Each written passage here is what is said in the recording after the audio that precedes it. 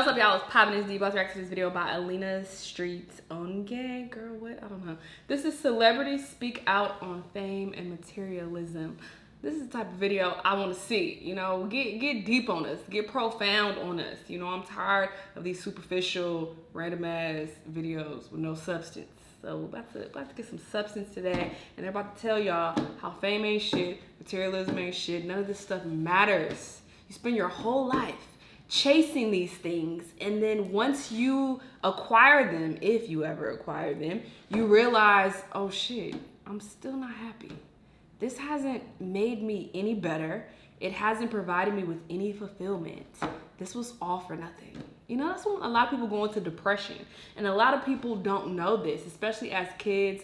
You know, they're taught that, oh, get money, you know, get married, get this, that, and you'll be happy. This is like the level of achievement that you need to aspire to reach. And then when you get there, finally after decades of trying to get there, you be like, oh shit, like, really? Like, even for me, I'll tell my story at the end. But anyway, I ain't got no fucking fame. But anyway, let's see what these celebrities say though. Let's watch. No, I can say that right now. It is not. When How I Met Your Mother first went on the air, I ran into an actress that I knew, and she said, "Are you just like so happy all the time?" Why am I unhappy? Okay, Stephanie Gaga hybrid person. Why are you unhappy? Why is it that you want to quit music? And I remember thinking like, oh, that sitcom's coming. Like that sitcom, it's coming. And when I got it, I mean, I won't say it was a depression, but you kind of go through a disappointment because that fame or that thing didn't satisfy the way you thought it was going to satisfy. I had bought into the not uncommon notion that when I taste success, when I get over there, then I'll be happy. But the strangest thing happened. As the show got more successful, I got more depressed. I thought it would be good to be rich and famous. It would be good to be the opposite of this. It would be good to have stuff. It would be good to have money. It would be good to be invited to the party. Well, I've been invited. I've been in. We're having this chat in a private Swish members club in East London. It's super cool. There's bare brick walls. Everyone's double good looking. I follow him too on YouTube. But I've been inside now. I've seen the other side of the looking glass. It ain't fucking worth it. It's not good. It don't feed your soul. I still feel empty inside. I had everything a man could want, even then. I was a millionaire. I had beautiful women in my life. I had cars, a house, an incredible, a solid gold career, and a future. And yet, on a daily basis, I wanted to commit suicide. As a Beatle, we made it, and there was nothing to do. We had money, we had fame, and there was no joy. The media told me every day, and it's telling you every day what it is to be successful. So you've got MTV Cribs, you've got billionaires in front of your face, you have these extrinsic, external goals that will say, oh, Tom Shadyac has arrived. He has the right house, the right car, he flies privately. And when I got there, it was empty.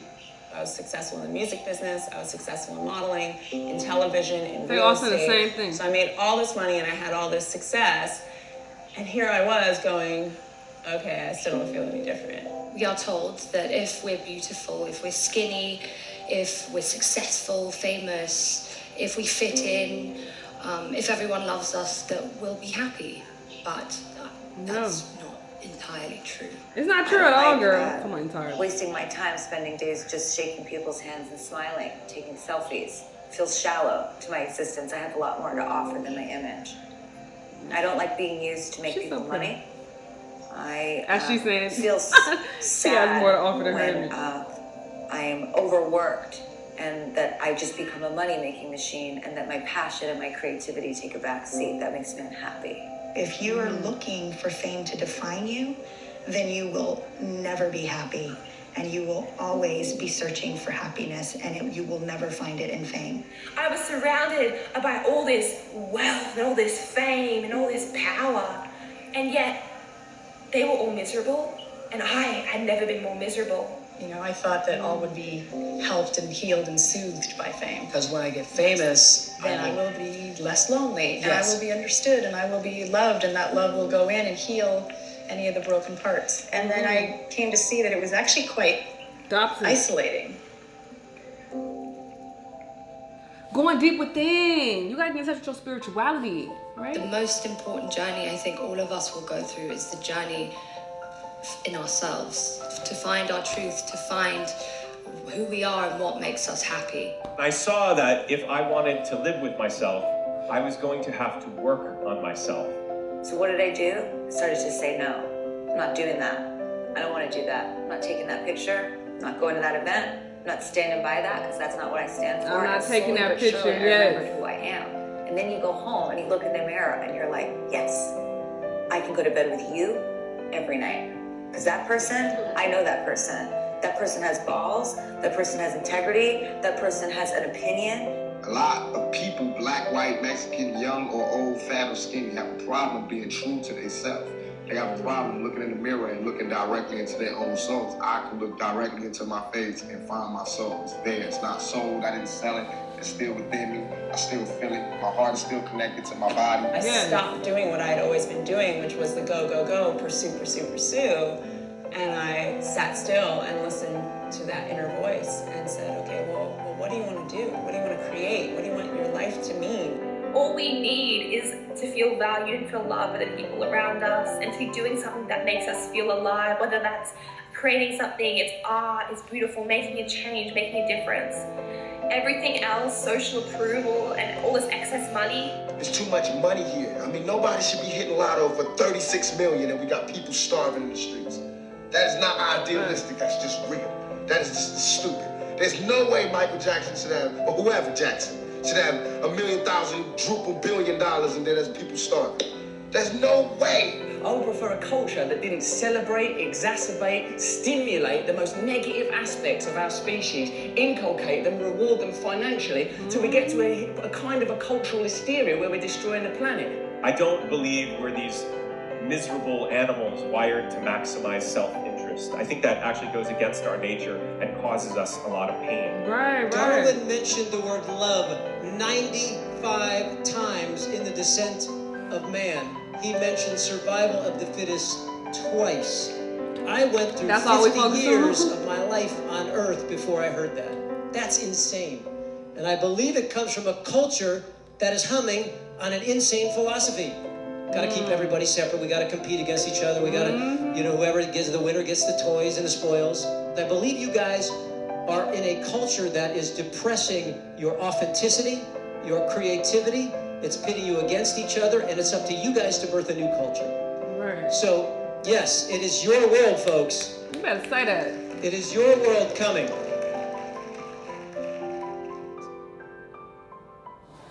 But we are society. Hey, this shit was profound and it was deep. What the did I say at the beginning? What did I say? I said the exact same shit that they said. And I ain't never been famous a day in my life. I ain't got nowhere near the amount of success and money that they got. But I already knew, because even having it on a small scale, you come to that realization. And I've always known this to a certain degree. Like, I would hear that money doesn't buy happiness and all of this. And it made sense. But I didn't really resonate with it until I experienced that. Like, when I was making the most money I had ever made in my life. Like, I was, even now, the amount of money I'm making. If I would have told my younger self that I would be making this amount of money and be where I am today, like, I would have went fucking crazy. Like, oh my God, I'm rich. Oh my God. I would have been super excited, thinking that, okay, when I get there, that's going to make me happy. But it's not until I got to the point where I was, the most financially free in my life and had the most money and I could do this and buy this, that I was just like, okay, like, it's not exciting. At first it is. For a very, very short period of time, it's exciting. But that passes so quickly and then you're left, like, feeling empty, like they said. It's like, all right, now what? Like, this did not make me happy like I thought it would my entire fucking life. This did not bring me the fulfillment that I thought it would bring me. And I hate when people are like, oh, well, money does buy happiness. Tell that to people who are poor on the street. It's like, duh. If you're on the fucking street and you ain't got no fucking roof over your head, you're not eating every day, obviously, money is going to make a huge difference in your life. But most people at least have a roof over their head and they're eating every day, especially if you got an internet connection. Shut the fuck up. You good, all right? So I'm speaking to the people who have a fucking internet connection. You got a roof over your head. You're eating every day. Having obscene amounts of money, it's not going to make you happier.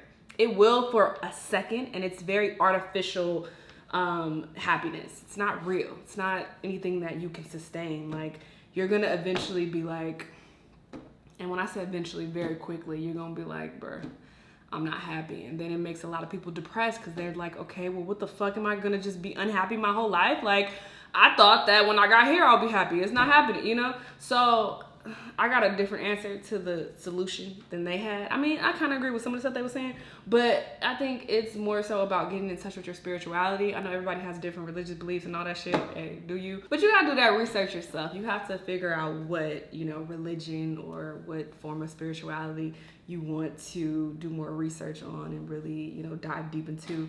But that has been the most fulfilling thing that I've experienced in my life, is going deep into my spirituality and getting to the core of who I really am. But anyway, this is a really good video. I liked it a lot. Y'all let me know what y'all thought. Let me know what other videos you want me to react to, and I'll see you in the next one. Bye!